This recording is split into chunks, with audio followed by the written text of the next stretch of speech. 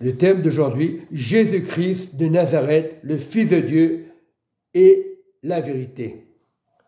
Nous voyons dans Luc 4, verset 14, Jésus, revêtu de la puissance de l'Esprit, retourna en Galilée. À sa renommée se répandit dans tout le pays d'alentour.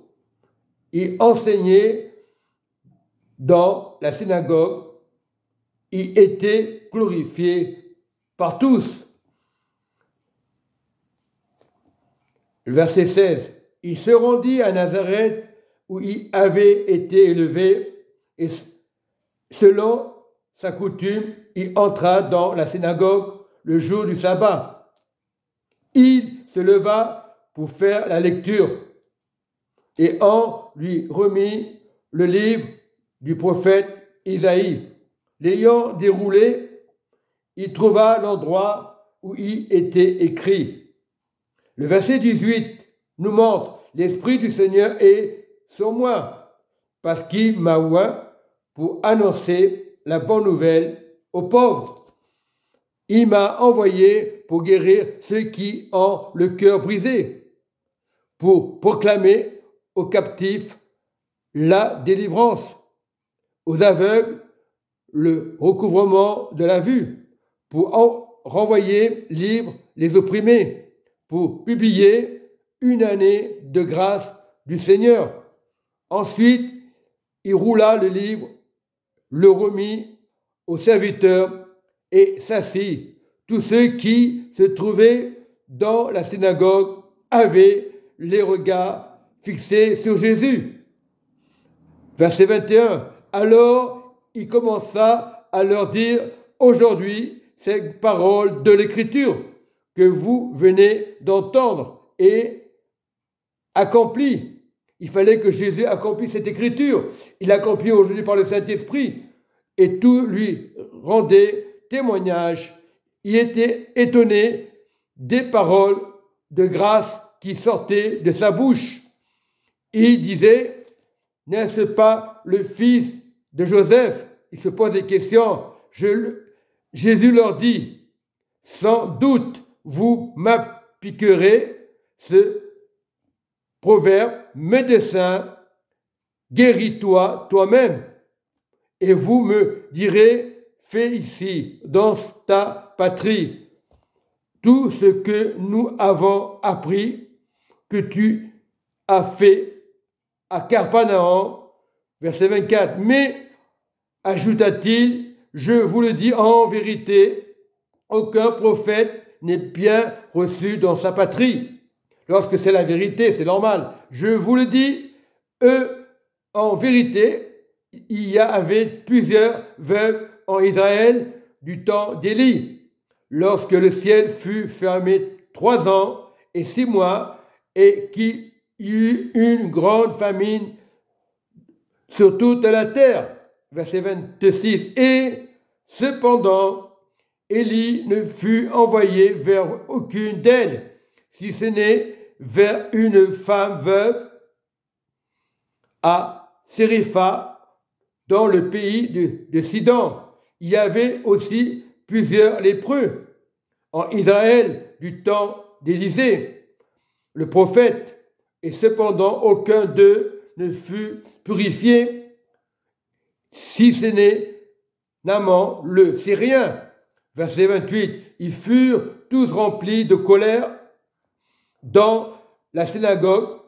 Lorsqu'on dit la vérité, la colère va venir, c'est normal. Satan ne supporte pas la vérité. Lorsqu'il entendit ces choses, et s'étant levé, ils le chassèrent de la ville et le menèrent jusqu'au sommet de la montagne sur lequel leur ville était bâtie, afin de le précipiter en bas. Mais Jésus, sans inquiétude, passant au milieu d'eux, sans